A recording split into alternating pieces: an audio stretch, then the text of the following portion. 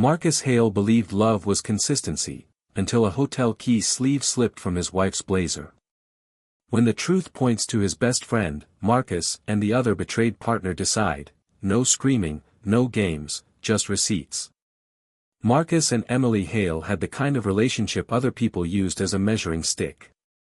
They met at 24, both freshly out of school, both convinced adulthood was something you could build if you just worked hard enough. Marcus got hired as a project coordinator for a mid-size construction company in Columbus, Ohio. Emily climbed the ladder in marketing, smart, polished, the kind of woman who could walk into a room and make people straighten their posture. They married 3 years later. The wedding was at a barn venue outside the city with mason jars and string lights and a DJ who played the exact same playlist everyone played that year. Ryan Mercer stood beside Marcus as groomsman, grinning like he'd always be there. Then came the mortgage, the dog, the routines. It wasn't a fairy tale, but Marcus didn't expect one. He expected consistency, partnership, the quiet comfort of coming home to someone who knew how he took his coffee and which side of the bed he slept on. For the first few years, that's what it was. Then, slowly, things began to tilt. Emily started coming home later. Not dramatically late, but late enough that dinner turned into Marcus eating alone on the couch while the dog stared at the front door like it was waiting too. Emily started carrying her phone everywhere, bathroom, shower counter, even when she walked the dog around the block. She laughed less. Or maybe she laughed, but it wasn't with him. When Marcus asked how her day was, she'd answer like a customer service rep, good. Busy. Same stuff. When he tried to reach for her in bed, she'd shift away in that subtle, polite way that made him feel like he'd asked for something unreasonable. Then she'd roll over and scroll on her phone until the screen dimmed. None of it was enough to accuse her of anything. It was all plausible. Stress. Work. Life. But Marcus had started to feel like he was living with a version of his wife that was always half a step out of reach, like she was physically there but emotionally somewhere else. The only person who seemed to still connect with her easily was Ryan. Ryan was the friend who always knew how to lighten the mood. He worked in HVAC and had a way of showing up at just the right moments, beer in hand, jokes ready, acting like he didn't notice the tension in the Hale living room. Emily would brighten when Ryan came around. She'd laugh at his stories. She'd ask him questions. She'd touch his arm when she talked. Marcus told himself it was normal. Ryan was funny. Ryan was charming. Ryan was his friend. And Emily was his wife. That was the whole point, wasn't it? That those two things could exist in the same world without becoming a nightmare. The first crack came from something stupid, laundry. Marcus was folding clothes on a Sunday afternoon, half watching a football game, when he found a hotel key sleeve in the pocket of Emily's blazer. Not the plastic card, just the paper sleeve with the hotel logo stamped on it. He stared at it for a long time, trying to place it. Emily's work sometimes sent her out of town for conferences, but she always talked about them, complained about the hotel pillows, the bad coffee, the networking dinners. This sleeve had a local address. He told himself it could have been for a client meeting. A rented conference room. A coworker needed a place to meet. Still, his stomach tightened the way it did when you heard a sound in your house at night and didn't want to admit you were scared. He didn't confront her then. He didn't even mention it. He put it back in the pocket like he'd never seen it and told himself he was being paranoid. A week later, he found a receipt in the center console of her SUV for a restaurant downtown. 2 entrees. 2 cocktails. 1 dessert. The date was a Thursday. That Thursday, Emily had told Marcus she stayed late because a campaign was behind schedule. She came home at almost 10, kissed him on the cheek, and went straight to the shower. Marcus remembered because he'd heated up leftovers for her and she'd said she wasn't hungry. He remembered because she'd stood in the doorway in a towel, hair wet, and asked him why he looked so intense lately, in that tone that suggested the issue was his face, not her behavior. Now he stared at the receipt and tried to picture her at that restaurant. Who sat across from her? Who ordered the same cocktails? Who shared dessert? He didn't want the answer. So he did what people do when they're terrified of the truth. He gathered innocent explanations like they were sandbags. Then, one night, Ryan texted Marcus a photo. It was a selfie of Ryan at a bar, grinning, holding up a pint.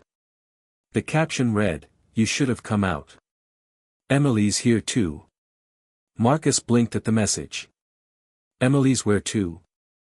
Emily had told Marcus she was at a women's networking event.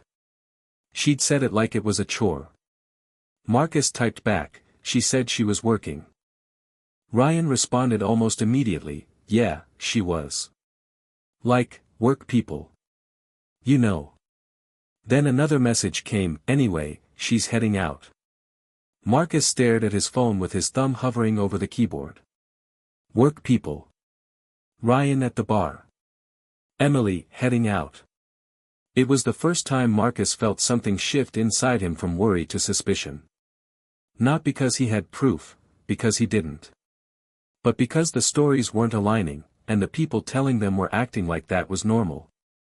That night, Marcus lay in bed beside Emily and listened to her breathe. Her phone lay face down on the nightstand like a secret. He didn't sleep.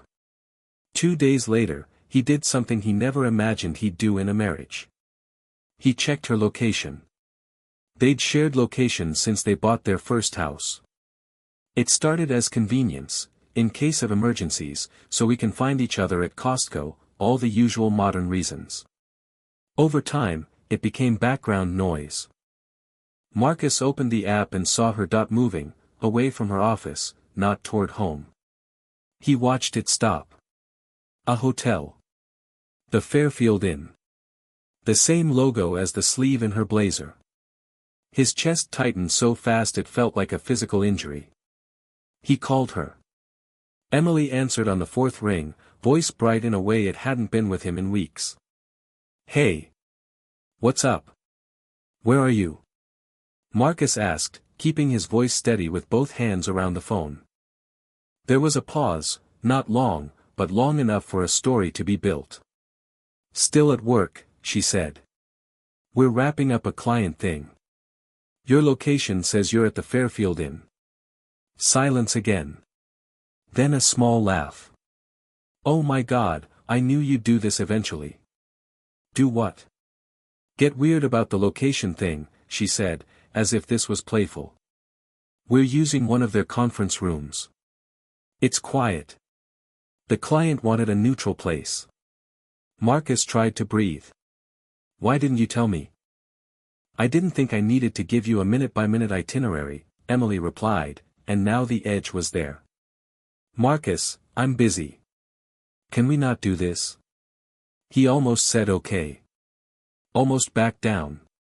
Because that's what he'd been doing for months, shrinking his doubts so the relationship could stay standing. But then he heard something faint behind her voice. Laughter. A man's laugh.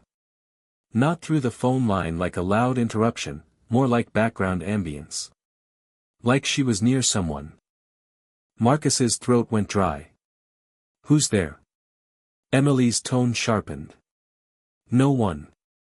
I have to go." The line clicked dead. Marcus stared at his phone. The dot on the map stayed at the hotel.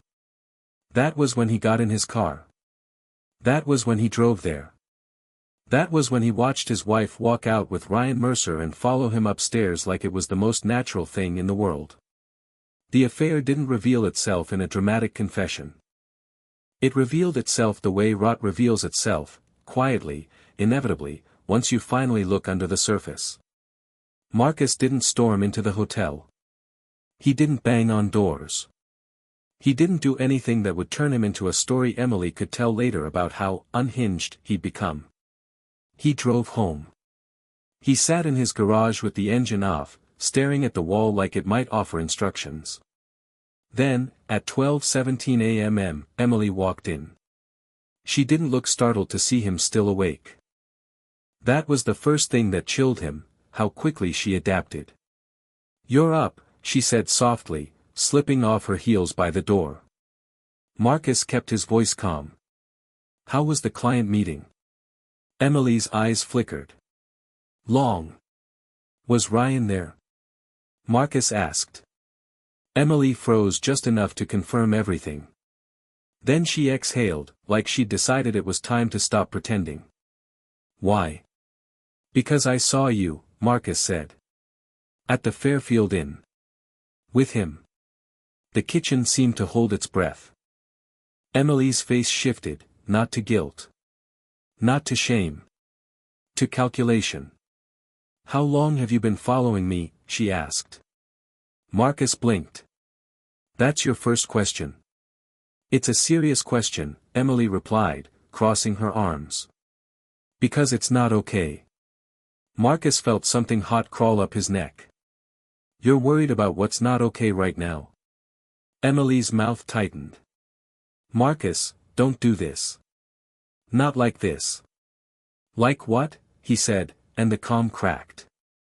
Like I'm the problem because I found out. Emily's eyes flashed. You don't find out by stalking your wife. I checked your location, Marcus said, voice rough. The location you've shared with me for years. Then I drove to the place you lied about. That's not stalking, Emily. That's me trying to figure out why my wife is at a hotel with my friend. Emily stared at him for a long moment. Then she set her purse down with deliberate care. It wasn't supposed to happen like this, she said. Marcus let out a short, bitter laugh. How was it supposed to happen? Emily's shoulders rose and fell. I don't know. I've been unhappy. Marcus felt like he'd been punched. Unhappy? Yes, she said, as if saying it clearly would make it reasonable. We've been roommates for a long time. You don't see me. I don't see you. Marcus repeated. I make dinner. I do the groceries. I plan weekends. I ask you how you are every day. And it's all so practical, Emily snapped. It's like you think love is a checklist. Marcus stared at her. So you slept with Ryan.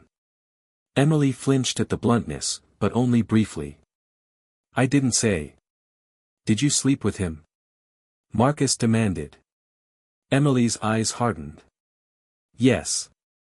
The word landed heavy, final. Marcus's hands shook slightly. He shoved them into his pockets so she wouldn't see. How long? He asked. Emily hesitated. It doesn't matter. It matters to me, Marcus said. Emily's voice went quieter. A few months. Marcus swallowed. And Ryan's girlfriend? Tessa. Does she know? Emily's expression sharpened again. Don't bring her into this. Marcus's laugh came out sharp. Don't bring her into this. Emily, you brought her into this the moment you started doing this behind her back. Emily stepped closer, tone suddenly softer, like she was trying to regain control of the situation through tenderness. Marcus. I'm sorry. I didn't want to hurt you. Marcus stared at her like she was speaking a language he no longer understood. You didn't want to hurt me, he repeated. You just did it anyway. Emily's eyes glistened, but her voice stayed steady. I think we need to talk about what happens next. There it was. Not remorse. Not panic. Planning. Marcus felt a coldness spread through him that steadied his shaking hands. What happens next, he said slowly, is you tell me the truth. All of it. Emily swallowed. What do you want to know? Marcus looked at her for a long time. He thought about the months of distance. The sudden phone privacy. The fake late nights. Ryan's casual presence in their lives. He thought about how they'd sat at Marcus's table and eaten food Marcus bought while they smiled at him like he was a fool. Then he said, very quietly, "Get out." Emily blinked. What? Get out, Marcus repeated. Not permanently. Not yet. But tonight. Go stay somewhere else. Emily's face shifted toward anger. This is my house too. Marcus's voice stayed calm, which seemed to unsettle her more. Not tonight. And if I don't, she demanded. Marcus met her gaze. Then I call Tessa right now. And I tell her what I saw. Emily's jaw tightened. For the first time, something like fear flickered in her eyes, not fear of losing Marcus, but fear of consequences. You wouldn't, she said, as if daring him. Marcus reached for his phone. Emily's hand shot up. Fine. Fine. I'll go. She grabbed her purse, her keys. She moved around the kitchen like she was walking through someone else's space. At the door, she turned back, eyes sharp. Don't do anything stupid, she said. Marcus stared at her. Stupid? Emily, you don't get to lecture me about stupid. Emily's mouth tightened again, and then she walked out, the door clicking shut behind her. The quiet that followed felt louder than any shouting match. Marcus stood in the kitchen for a long time, breathing like he'd just run a mile. His heart felt bruised. His brain felt numb. Then the sadness arrived. Not gentle sadness. Not poetic heartbreak. The kind that made his throat ache and his eyes burn and his body feel too heavy for his own skeleton. He sat down at the kitchen table, the same table where he and Ryan had watched games, where Emily had laughed at Ryan's jokes, where Marcus had believed in his life. And he put his head in his hands. For the next 2 days, Marcus moved through his routines like a machine. He went to work. He answered emails. He sat in meetings and nodded at the right moments. His co-workers asked if he was tired. He said yes. He said work had been crazy. Inside, everything was raw. He'd always believed betrayal was a single moment, catching someone in the act, hearing the confession, watching the relationship explode. But what Marcus experienced was worse. Betrayal was revision. It reached backward and rewrote his memories. Every dinner with Ryan. Every barbecue. Every time Emily smiled at Marcus while her phone lit up. Every, "I'm just busy," excuse. Every moment Marcus had doubted himself and decided he was being insecure. Now those moments wore a new face. He couldn't eat much. Food tasted like nothing. Sleep came in thin strips, interrupted by the same mental loop, Emily's black dress, Ryan's hand, the way they walked like they belonged together. When Marcus did sleep, he dreamed of standing in his living room while people laughed around him, but their laughter sounded like whispering behind his back. He tried not to text Emily. She didn't text him either, which somehow hurt more, like she'd already moved on emotionally and he was the only one bleeding. On the third day, Ryan showed up at Marcus's office. Not the dealership lot casualness of a guy stopping by a friend's place. Ryan walked into the site trailer like he had every right to be there, wearing that same easy grin, carrying 2 coffees. "Hey, man," Ryan said, setting one cup down like this was normal. "Thought you could use this." Marcus stared at the coffee like it was a prop in a play he didn't agree to perform. Ryan shifted his weight. "Emily told me you found out." Marcus didn't answer. Ryan's smile faltered. "Look, I'm not proud of it. But I didn't plan it. It just happened." Marcus finally looked at him. "You came to my office." Ryan lifted his hands. "I came to talk." Marcus's voice came out low. "You slept with my wife." Ryan's jaw clenched. "Yeah." Marcus's fingers tightened around the edge of the desk. He could feel rage rising, big, volcanic, the kind that could ruin his life if he let it. So he did the only thing he could. He got quiet. "What does Tessa know?" Marcus asked. Ryan's eyes darted. "Don't bring her into it." Marcus stared at him, almost amused by the repetition. "That's what Emily said too." Ryan's voice hardened. This is between you and Emily. Marcus leaned back slightly. No. It's not. Ryan looked genuinely annoyed now, as if Marcus was being inconvenient. Marcus, what do you want? An apology? Fine. I'm sorry. But you and Emily haven't been right for a long time. Marcus's stomach twisted. So your justification is, you decided my marriage was available. Ryan scoffed. I'm saying it's complicated. No, Marcus said, voice steady. It's simple. You're my friend. She's my wife. And you both lied to my face. Ryan's eyes narrowed. Be careful, man. Marcus blinked. Is that a threat? Ryan took a step closer. It's advice. You don't want to blow your whole life up over this. Marcus felt a cold clarity settle into place, like a lock clicking shut. Ryan wasn't sorry. Ryan was managing risk. Marcus stood. He was taller than Ryan by a couple inches, and for the first time in a long time, Ryan looked unsure. You need to leave, Marcus said. Ryan's nostrils flared. Seriously? Yes, Marcus replied. And don't show up again. Ryan's expression turned ugly. You think you're some kind of victim here, but you don't even know what Emily's been dealing with. Marcus held his gaze. Leave.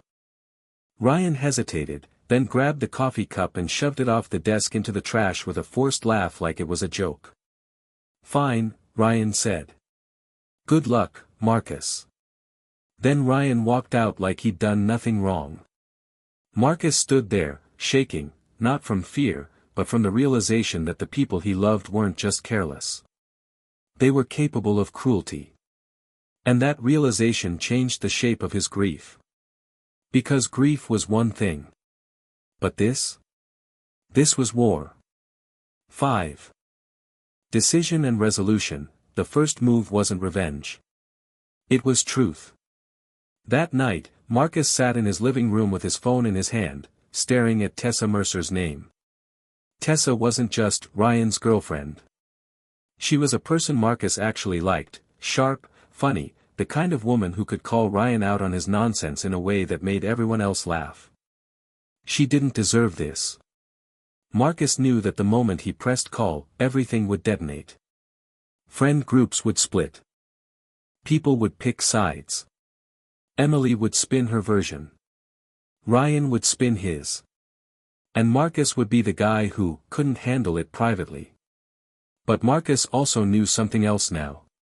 Keeping quiet was how people like Ryan and Emily stayed comfortable. Keeping quiet was how Marcus got used. He pressed call. It rang once. Twice. Tessa answered, breathless, like she'd been mid-task. Hey, Marcus. Everything okay? Marcus swallowed. His throat felt like sandpaper. No, he said simply. No, it's not. There was a pause. What's going on? Marcus stared at the dark TV screen reflecting his own face back at him, paler than usual, eyes rimmed with exhaustion. I need to tell you something, Marcus said. And I need you to hear it all the way through before you respond. Tessa's voice turned cautious. Okay. Marcus closed his eyes. Emily is having an affair, he said. With Ryan. Silence. Not the small silence of someone processing information. The big silence of a world tilting. Then Tessa let out a sound Marcus had never heard from her before, half laugh, half inhale, like her body refused to accept it. That's not funny, she said. I'm not joking, Marcus replied. Tessa's voice dropped. How do you know? Marcus told her. He told her about the hotel. The location. Seeing them together. Emily admitting it. Ryan showing up at Marcus's office with a fake apology and a warning. When Marcus finished, his living room felt airless. Tessa didn't speak for a long time. Marcus could hear her breathing on the line, uneven.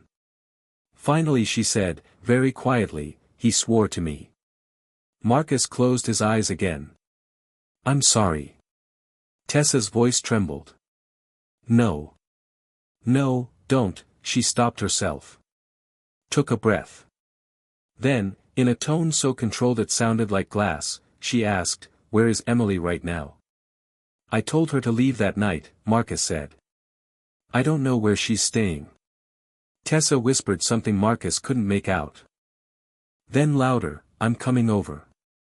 Marcus blinked. Tessa. I'm coming over, she repeated, and now the steel was there. I need to look you in the face when you say this again. And then I need to decide what I'm doing next. Marcus nodded even though she couldn't see it. Okay. An hour later, Tessa stood in Marcus's doorway wearing a hoodie and jeans, hair pulled up like she'd thrown it together without thinking. Her eyes were red, but her posture was rigid, as if she was holding herself upright by force of will. Marcus stepped aside to let her in. Do you want water? He asked. Tessa shook her head once, sharp. Tell me again, she said. Marcus did. When he finished, Tessa stood very still in the center of Marcus's living room, staring at the family photos on the wall, Marcus and Emily smiling on a beach, Ryan and Tessa at a Halloween party, all of them together at a cookout. Then Tessa turned slowly and looked at Marcus. I believed him, she said. I defended him. I thought he was just, immature sometimes, but not this. Not this. Marcus didn't know what to say. There was nothing that made it better. Tessa's hands curled into fists. How long did Emily say? A few months, Marcus replied. But. I don't know if that's true. Tessa laughed once, short, bitter. It's never the number they give you. Marcus watched her, the way her jaw tightened, the way she looked like someone trying not to shatter. Then Tessa said something that surprised him. Okay, she said. We're not going to do the thing where they get to walk away clean. Marcus blinked. Tessa. I'm not talking about violence, she snapped, like she could read his hesitation. I'm talking about consequences. I'm talking about reality. They've been lying to two people who trusted them. They've been playing dumb like it's cute. Like it's harmless. She stepped closer, voice lowering. I want to make sure they can't rewrite this story. Marcus felt his pulse thud. What do you mean? Tessa looked at him, eyes burning. I mean we get ahead of it. We get proof. We protect ourselves.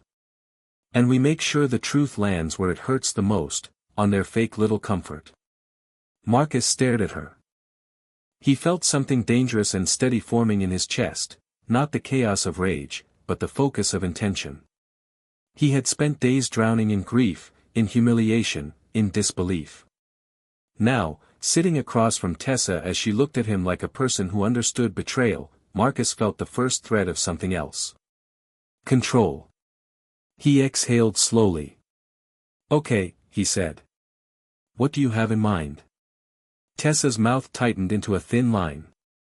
First, she said, I'm going to act normal. I'm going to let Ryan think I don't know. That gives us time. Marcus nodded, heart pounding. Second, Tessa continued, you and I are going to compare notes. Messages, patterns, dates. Anything we have. We're going to build a timeline that they can't talk their way out of. Marcus swallowed. Emily's careful. She deletes. Tessa's eyes narrowed. Then we get smarter. She looked around Marcus's living room again, as if seeing it with new eyes, like this wasn't just a house, it was a battlefield. Third, Tessa said, we decide what we want at the end of this. Not what they want. Not what's convenient. What we want. Marcus felt his throat tighten. I want my life back, he said quietly. I want to not feel stupid every time I remember my own memories. Tessa nodded once, like she understood exactly. Good, she said. Then we start tonight. Marcus stared at her.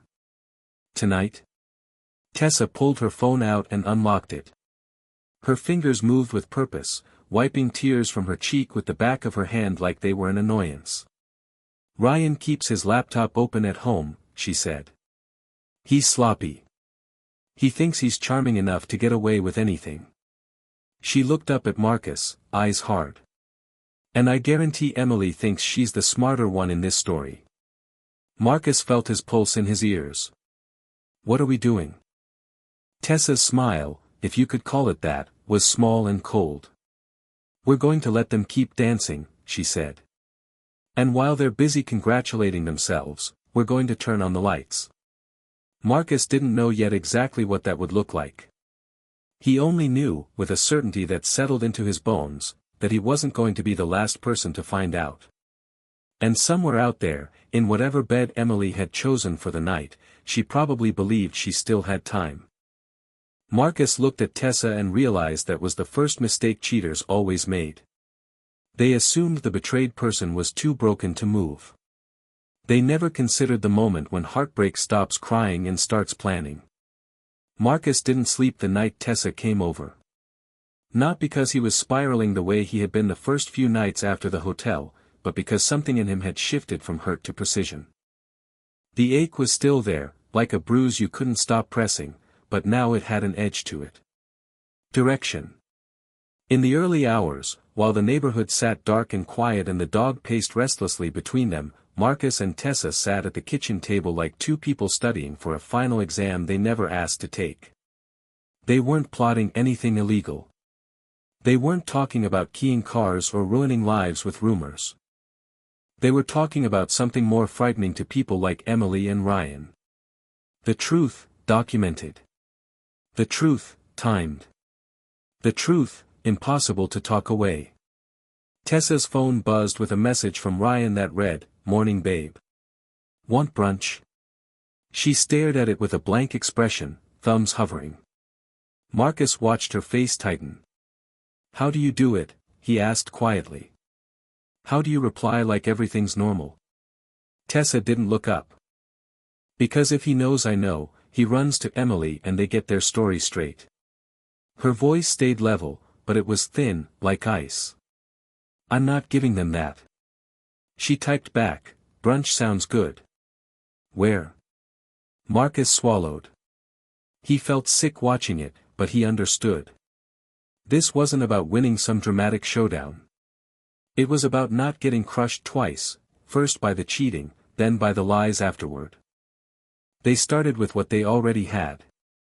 Marcus's location history screenshots from the night Emily lied and stayed at the Fairfield Inn.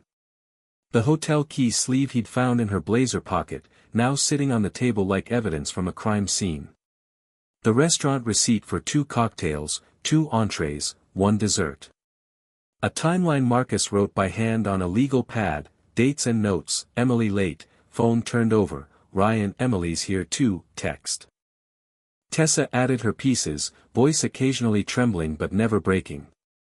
Ryan's sudden, overtime, excuses. A pair of men's cologne samples she found in his glove box, he didn't wear cologne. A credit card charge for a hotel bar on a night he claimed he was, at his buddy's place. Marcus stared at that last one. You think it was the Fairfield Inn too? Tessa nodded once. I think they got comfortable. Marcus exhaled slowly. Then we use that. Tessa leaned back in her chair. We do 2 things, she said. We protect ourselves. And we stop them from rewriting the narrative. Marcus rubbed his palms together. His hands still wanted to shake, but he forced them still. Okay, he said. How? Tessa's eyes met his. We get lawyers involved. We stop improvising. And we pick the moment when they can't dodge it. Marcus's stomach dropped slightly. Lawyers. Yeah, Tessa said. Because, closure conversations are where cheaters win.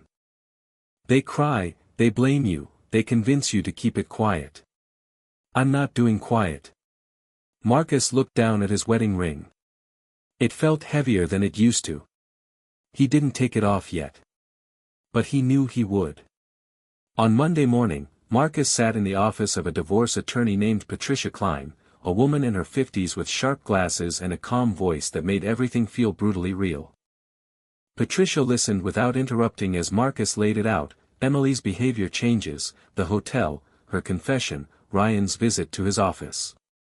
When Marcus finished, Patricia folded her hands. "First question," she said. "Any kids?" Marcus shook his head. "No." Patricia nodded, like that simplified one piece of the chaos. "Second question.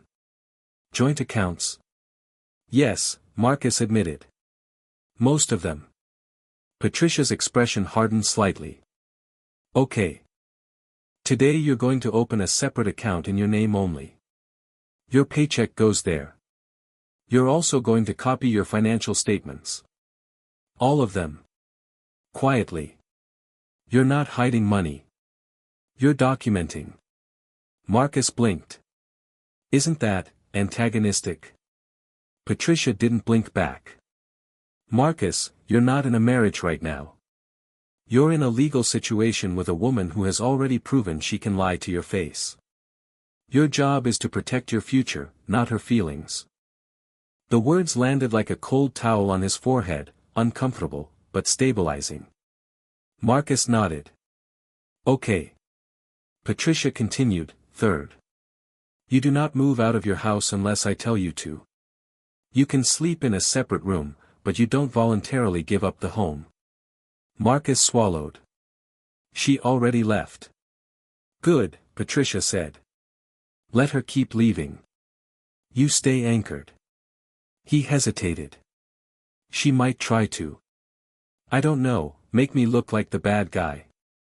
Patricia's gaze sharpened. "That's why we document. Keep communication written when possible. No yelling matches. No threats. No social media. You become boring. Boring is safe." Marcus felt something loosen in his chest. Not because it was easy, but because it was a plan. "Do you have proof of the affair?" Patricia asked. Marcus hesitated. "She admitted it. Verbally." Patricia nodded. "We'll still want documentation.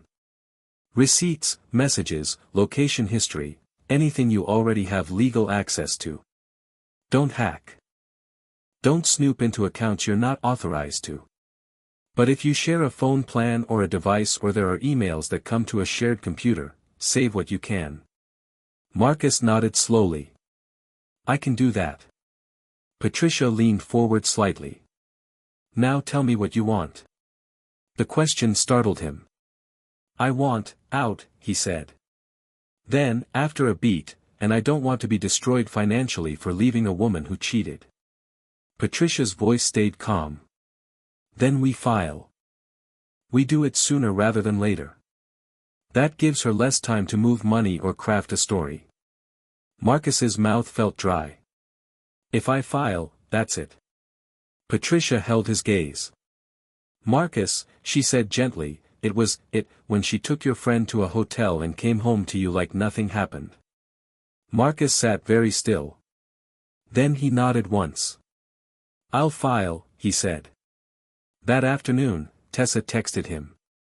"Gotta consult for tomorrow. He thinks I'm getting my nails done."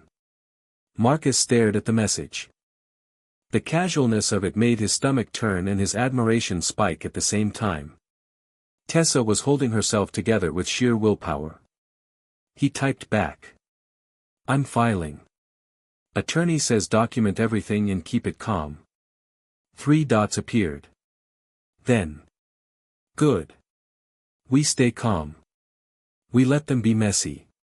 Marcus read that twice. He didn't realize until then how badly he needed someone else to confirm what he was doing wasn't cruelty, it was sanity. Over the next week, Marcus did exactly what Patricia told him to do, he became boring. When Emily texted, he responded politely, briefly, and mostly in writing. Emily tried to open the door emotionally on day 2. "Emily, can we please talk? In person. I hate this. Marcus, we can communicate by text for now. Emily, Marcus, I'm still your wife. Marcus, not in the ways that matter. Her reply came 30 seconds later. Emily, that's cruel. Marcus stared at the screen until the urge to fire back faded. Patricia's voice echoed, no yelling. No threats. Boring is safe. So he typed. Marcus, I'm not discussing this emotionally right now. If you need something from the house, tell me what and when. Emily didn't reply for hours. Then. Emily, I want to come home this weekend so we can talk like adults. Marcus's throat tightened. He typed. Marcus, not this weekend. We can schedule a time next week. Emily's response came fast and sharp. Emily, you're punishing me. Marcus didn't reply. Because the truth was simpler than anything he could type. He wasn't punishing her. He was stopping her from steering the narrative. Meanwhile, Tessa played normal with a skill that felt almost supernatural. She went to brunch with Ryan and watched him talk, casual, confident, laughing too loud, while she nodded and smiled and secretly took note of every time his phone lit up with Emily's name. Marcus didn't ask Tessa to do that. Tessa did it because she needed to know exactly what kind of man she'd been sleeping next to. On Thursday night, she texted Marcus a photo, Ryan's laptop screen, open to an email chain. Hotel confirmation. 2 guests. Fairfield Inn. Below it, Tessa wrote. He booked it under his name. Sent it to himself. He's so stupid I could scream. Marcus stared at the photo, heartbeat pounding. Then another message. I forwarded the confirmation to myself. I didn't touch anything else. Just proof. Marcus exhaled slowly. Legal access, shared home, he hadn't locked it. It wasn't spyware. It wasn't hacking. It was the kind of careless arrogance that made cheaters feel untouchable. And it was exactly what Marcus and Tessa needed, something that couldn't be brushed off as misunderstanding or jealous paranoia. Marcus replied. Good. Save it. Send to your lawyer too. Tessa responded. Already did. Then. Now we pick a moment. One moment. No drama. Just, lights on. Marcus looked around his quiet living room, the same living room where Ryan had laughed on his couch like a brother. He felt a hollow ache, but it was cleaner now. Less frantic. Lights on, Marcus murmured to himself. And he knew exactly what moment they needed. Marcus filed on Friday. He didn't tell Emily ahead of time. Patricia arranged service for Monday afternoon. Marcus went through the weekend like a man holding a grenade that hadn't exploded yet. On Sunday evening, Emily texted again. Emily, please. I need to talk. I'll do anything. I miss you. Marcus read it, and for a brief, painful second, his body remembered the version of Emily he'd loved. Then his brain showed him the black dress at the hotel. He typed.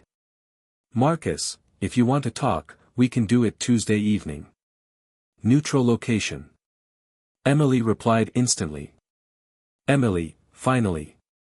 Yes. Thank you. I'll be there. Marcus didn't correct her.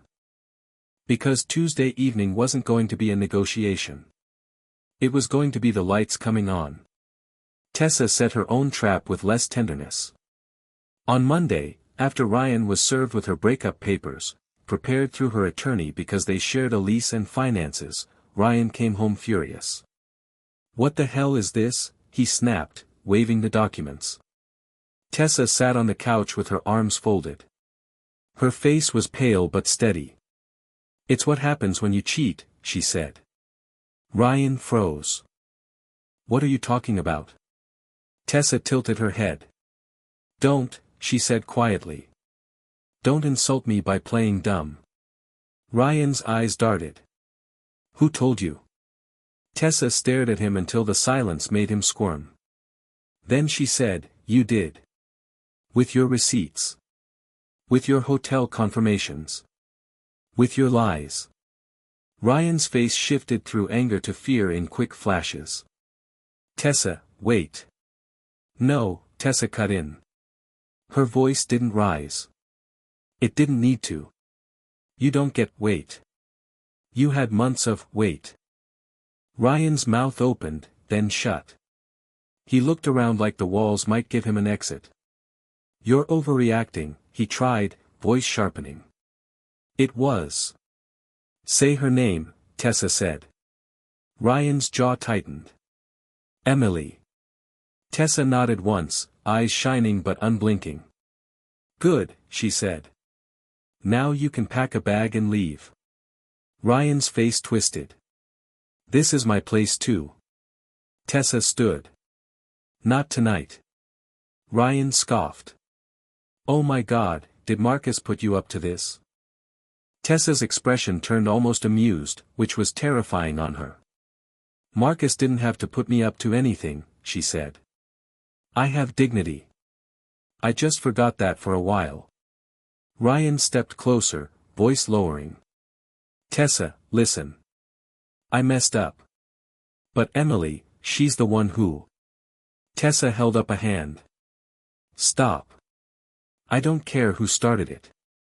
I care that you did it, and you looked me in the eyes afterward. Ryan stared at her, breathing hard. Then he did what cheaters always do when cornered. He grabbed his phone. Tessa watched him dial. Calling her, she asked. Ryan didn't answer. Tessa smiled thinly. Good, she said. Because I'm about to ruin whatever little fantasy you two built. Ryan snapped, Tessa, don't. But Tessa was already moving. Call her, she said. Put it on speaker. Ryan hesitated. Tessa's voice dropped. Put it on speaker, or I send the hotel confirmation to your mom. Ryan's eyes widened. What? Speaker, Tessa repeated. Ryan swallowed and hit the button. Emily picked up on the second ring, her voice too bright. Hey. Ryan cut in quickly, Emily, we have a problem. Emily paused. What kind of problem? Tessa leaned toward the phone. Hi, Emily. The silence that followed was so clean it felt like glass. Then Emily's voice turned sharp. Why is she there? Tessa laughed once, bitter. That's your first question, she echoed. Ryan's breathing got louder. Emily snapped, Ryan, get off speaker. Tessa leaned back on the couch like she had all the time in the world. No, she said. We're doing this with the lights on. Emily's voice turned cold. Tessa, this is between Marcus and me. Tessa's eyes narrowed. Wrong. You brought me into it. Remember? Emily didn't answer. Ryan finally said, Tessa knows. Marcus knows. It's over. Emily's breath hitched. Marcus knows. Tessa looked at Ryan like he was pathetic. He's known, she said. He watched you two walk into a hotel together. Emily's voice cracked, just slightly. That's not. Stop, Tessa said. Don't lie now. You've had enough practice. Ryan started, Emily, we need to. Emily cut him off, voice rising. You promised you wouldn't be careless. Tessa's eyebrows lifted. There it is, she said softly. Not sorry. Just mad you got caught. Emily's breathing sounded uneven. Tessa, I'm sorry. I didn't mean. You meant exactly what you did, Tessa replied. And now you get the consequences. Emily hissed, this will ruin everything. Tessa's smile went colder. Yeah, she said. It will. She ended the call. Ryan stared at her like he'd never seen her before. "What the hell is wrong with you?" he spat. Tessa's voice stayed calm. "Nothing," she said. "I'm just finally responding appropriately to the man in front of me." Ryan stood there, jaw clenched, then stormed toward the bedroom to pack. As he passed, Tessa said one last thing, quiet and lethal. "Tell Emily to enjoy being chosen." Ryan froze for half a second, then kept walking. Tessa sat back down, hands trembling only after he was gone. Then she texted Marcus. He called her. I put it on speaker. She blamed him for being careless. Not a single apology that mattered. Marcus stared at the message for a long time. It hurt, still. But it also confirmed something that made the next step easier. Emily wasn't a woman who made a mistake. Emily was a woman who made a choice, then got angry when reality arrived. Tuesday evening, Marcus met Emily at a quiet cafe with patio seating. He didn't go alone. Tessa sat 2 tables away, angled so she could see everything. Not hiding, just present. A witness. A reminder. Emily arrived in a fitted coat and careful makeup, eyes wide as she spotted Marcus. She tried for softness immediately. "Hi," she said, sliding into the chair. "Thank you for meeting me." Marcus didn't smile. "You were served yesterday," he said. Emily's face drained of color so fast it was almost startling. "You," she whispered. "You filed?" "Yes," Marcus said calmly. Emily's mouth opened, then closed. She looked around as if the cafe might turn into a courtroom. "Marcus, please," she said, voice shaking. "We can fix this." Marcus stared at her. "How?" Emily swallowed, eyes filling. "I'll go to therapy. I'll stop seeing him. It was a mistake." Marcus's voice stayed steady. "You said you were unhappy. You said I didn't see you. You didn't say, I'm struggling, let's work on it. You chose Ryan. That's not a mistake. That's a decision." Emily flinched. "I was lonely." Marcus nodded slightly. "And now you're going to be lonelier." Emily's eyes flashed. "So that's it? You're just throwing us away?" Marcus leaned forward a little. "You threw us away," he said. "I'm just cleaning up the wreckage." Emily's tears finally fell. "Marcus, please," she whispered. "Don't do this." Marcus watched her cry and felt the strangest thing. Not satisfaction. Not cruelty. Just distance. Like he was watching a stranger perform a scene from a script he'd already stopped believing. "I'm not here to punish you," Marcus said quietly. "I'm here to end a marriage that you already ended." Emily's jaw trembled. "What about the house? The dog?" Marcus's eyes hardened slightly. "We'll let the lawyers handle it. You can get your things at scheduled times." Emily shook her head, furious through tears. "You're being cold." Marcus exhaled. "Emily," he said, "cold as cheating with my friend and coming home to me like I'm furniture." Emily froze. For a second, she looked like she might say something vicious. Then she softened again, voice turning small. "Do you love me at all?" Marcus held her gaze. "I loved the person I thought you were," he said. "I don't know you anymore." Emily's face crumpled. She covered her mouth with her hand, shoulders shaking. Marcus stood. "This conversation is over." Emily grabbed his wrist, just lightly. "Marcus." He pulled his hand back gently but firmly. "Don't," he said. He walked away.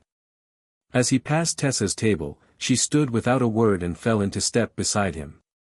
Outside, the air was cold and clean. Marcus took a breath and felt something inside him unclench. Tessa didn't speak until they reached the sidewalk. Then she said, "You did good." Marcus let out a shaky laugh. "I feel like I'm going to throw up." Tessa nodded. That's normal. Betrayal is like food poisoning. Your body tries to purge. Marcus glanced at her. Are you okay? Tessa stared straight ahead. No, she said. But I'm not confused anymore. And that, more than anything, felt like progress. At first, Emily tried to salvage control through social pressure. She texted mutual friends vague things like, Marcus is being really cruel. I'm going through a hard time. Please don't take sides. But cheaters always underestimate two things. How quickly the truth spreads when it's backed by facts, and how tired people are of being manipulated. Marcus didn't blast Emily online. He didn't post receipts. He didn't run a smear campaign. He simply refused to carry her secret. When friends reached out confused, he told them the truth plainly. Emily had an affair with Ryan, he'd say. I saw them together. She admitted it. I filed. And when someone inevitably asked, are you sure? Marcus would say, yes. No theatrics. No oversharing. Just certainty. Tessa did the same. And because Marcus and Tessa's stories matched, because they were steady and consistent, Emily's vague accusations started to fall flat. Then came the second layer, Ryan. Ryan tried to latch onto Emily the way drowning people latch onto anything that floats. He showed up at her apartment. Marcus learned later it was a coworker's spare room she was renting temporarily, begging. Emily, however, didn't want Ryan as a partner. She wanted Ryan as an escape hatch. Now that the hatch had dumped her into open air, she started to panic. She told Ryan it was too complicated to be together publicly. She told him they needed space. She snapped at him for ruining everything. And Ryan, who had always loved the thrill more than the responsibility, started to resent her. He didn't like being the guy everyone avoided at gatherings. He didn't like being the villain. He didn't like that Tessa wouldn't take him back. He especially didn't like that Emily, instead of choosing him openly, treated him like a liability. Within weeks, Ryan did what men like Ryan often do. He ran from the consequences toward the next distraction. He started going out more, drinking more, posting photos with random people like he was proving he was fine. Emily watched that happen and realized, too late, that the affair wasn't love. It was a mirror. And now the mirror was gone. The third layer was work. Emily's job didn't fire her because she cheated. Companies don't usually care about marital morality. But they do care about other things: missed deadlines, lies, unexplained absences, using client meetings as cover. And Emily had been slipping long before Marcus found out. Stress made her sloppy. Sloppy made her late. Late made her defensive. When the divorce started, Emily's focus shattered. She missed a major presentation. Her boss pulled her aside. Emily, desperate, tried to frame herself as a victim. Personal turmoil, Marcus is doing this to me, I'm under so much pressure. But bosses hear that language a lot. Sympathy has limits when performance drops. Emily was put on an improvement plan. She panicked. She got sharper, more reactive, more brittle. She started calling in sick. She started snapping at coworkers. And then, inevitably, someone found out what had happened. Not because Marcus reported her. Because gossip has legs, and when you cheat with a man in your shared social circle, you aren't just creating a secret. You're creating a story other people will tell. Emily began to notice people looking at her differently. Less warmth. More caution. She started to feel what Marcus had felt for months. The sensation of being in a room but not being held by it. The fourth layer was loneliness. Emily tried to come back to Marcus twice more, once by text, once by showing up at the house unannounced. The unannounced attempt ended with Marcus standing in the doorway, calm as stone. This isn't your home anymore, he told her. Emily's face twisted. You're really doing this? Marcus nodded. Yes. Emily's eyes flashed. After everything, you're just going to throw me away like garbage? Marcus's voice didn't rise. You're not garbage, he said. But you are not my wife. Emily stared at him like she wanted to slap him, kiss him, and scream all at once. Instead she whispered, you'll regret this. Marcus nodded once. Maybe, he said. But not as much as I'd regret staying. Then he closed the door. Emily stood on the porch for a long time before walking away. Over the months, her world shrank. Some friends pulled back quietly. Others cut her off. A few tried to stay neutral, but neutrality looks a lot like distance when someone's behavior disgusts you. Ryan drifted away. Work became unstable. And without Marcus there to catch the emotional fallout, without the stable home base she'd taken for granted, Emily started to unravel in ways she couldn't hide. The affair hadn't just broken her marriage. It had exposed the fact that she didn't know who she was without someone else absorbing the consequences. Happiness didn't arrive like a grand reward. It arrived like small, stubborn evidence that Marcus's life still belonged to him. It started with sleep. The first full night Marcus slept through, no jolting awake, no mental loop of the hotel, he woke up almost angry at how normal the morning looked. Sunlight on the kitchen counter. Dog snoring. Coffee smell. Then he felt gratitude so sharp it almost hurt. He started therapy because Patricia recommended it, but also because Marcus realized something frightening. He had been living in a marriage where he'd been trained to doubt his own perceptions. Therapy didn't erase the betrayal, but it gave him language. It helped him identify the ways Emily had twisted the story, even before the cheating, how she'd made his concerns sound like paranoia, how she treated his needs as inconveniences. Marcus began going to the gym again, not for revenge body fantasies, but because his body had been carrying stress like a backpack full of bricks. He reconnected with his brother in Cincinnati. He started saying yes to invitations he'd ignored while trying to fix a marriage alone. And slowly, he noticed something. He was laughing again. Not the forced laugh you do at work. A real laugh, sudden, surprising. Tessa and Marcus stayed in touch, but they didn't tumble into some cliché romance. They understood each other too well for that kind of rebound. Instead, they became a strange kind of support system, two people who'd seen the ugliest side of the same betrayal and refused to let it define them. One evening, months later, they sat at the same kitchen table where the evidence had been laid out. Tessa looked around and said, "It feels different in here." Marcus nodded. "Yeah." Tessa studied him. "Do you miss her?" Marcus thought about it carefully. "I miss the idea," he admitted. "I miss what I thought we had. But I don't miss the person who could do that to me and then act like I was the problem." Tessa nodded, eyes distant. "Same." Marcus exhaled slowly. "I used to think forgiveness was the goal," he said. "Now I think clarity is the goal." Tessa smiled faintly. "That's the healthiest thing I've heard all week." The divorce finalized quietly. No screaming courtroom drama. No public humiliation. Just paperwork, negotiations, and the clean, final stamp of an ending. Marcus kept the house.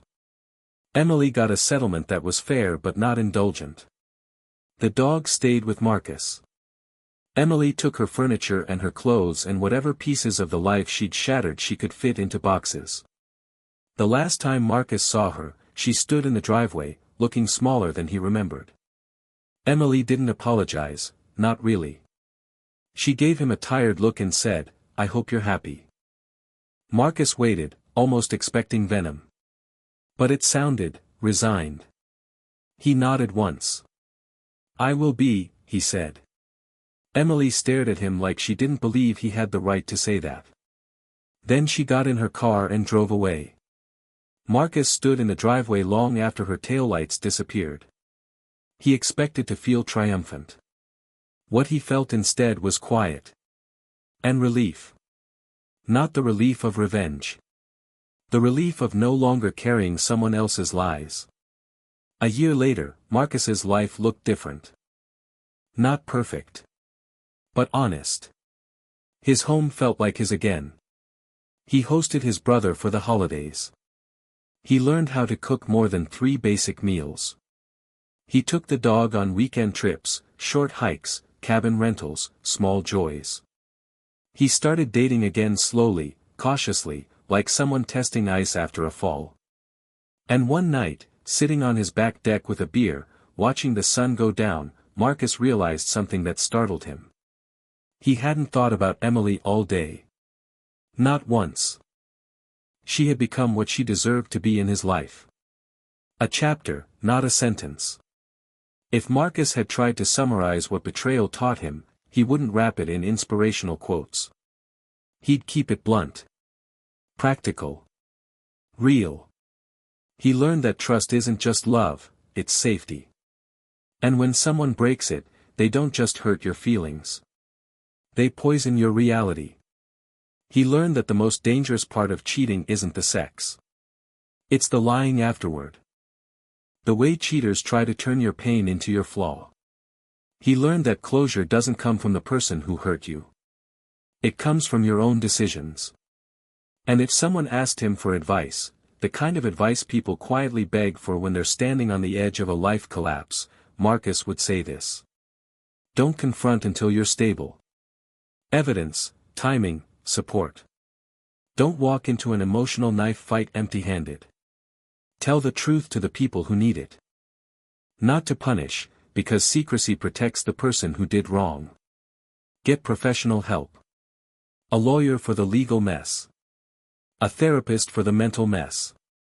Friends for the human mess. Don't bargain with disrespect. If someone can betray you and then blame you for noticing, they're not safe to build a life with.